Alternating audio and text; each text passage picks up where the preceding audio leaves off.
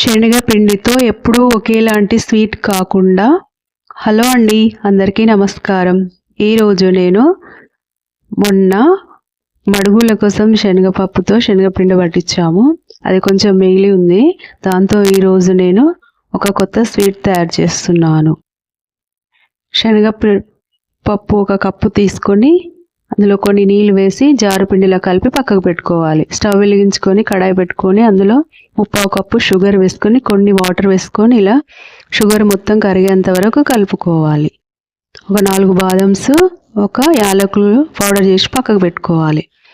ఇప్పుడు ఈ శనగపిండి లిక్విడ్ను ఇందులో వేసి ఇలా కలుపుతూ ఉండాలి. ఉండలు కట్టకుండా ఇలా దగ్గరికి వచ్చేంత వరకు ఇలా కలుపుతూ ఉండాలి. ఇందులో ఈ స్పూన్తో 2 స్పూన్ల నెయ్యి వేసుకొని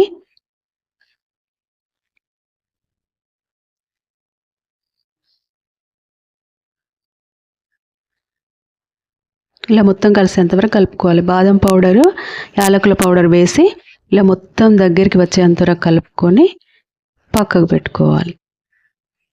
ఒక ప్లేటు తీసుకొని అందులో కొంచెం నెయ్యి వేసి ప్లేటు మొత్తం ఇలా స్ప్రెడ్ చేసుకోవాలి. ఈ తయారు చేసుకున్న దీన్ని ఇప్పుడు ఇందులో వేసుకొని ఇది ఇప్పుడు హల్వాలా తయారు చేసుకోవచ్చు, కీర్ లాగా తయారు చేసుకోవచ్చు, లడ్డు లాగా తయారు చేసుకోవచ్చు. ఇప్పుడు నేను ఇది హల్వా లాగా సర్వ్ చేస్తున్నాను. చాలా టేస్టీగా ఉంటుంది. ఇందులో కొబ్బరి కూడా వేసుకోవచ్చు. మన ఇంట్లో డ్రై ఫ్రూట్స్ ఉంటాయి కదా, డ్రై ఫ్రూట్స్ పౌడర్ కూడా తయారు చేసి వేసుకోవచ్చు. చాలా టేస్టీగా ఉంటుంది. మనం ఎప్పుడూ ఒకేలాగా కాకుండా ఇలా శనగపిండితో కూడా మంచి రెసిపీ తయారు చేసుకోవచ్చు. చూడండి ఎంత బాగుంది. పిల్లలు ఎంతో ఇష్టంగా తింటారు.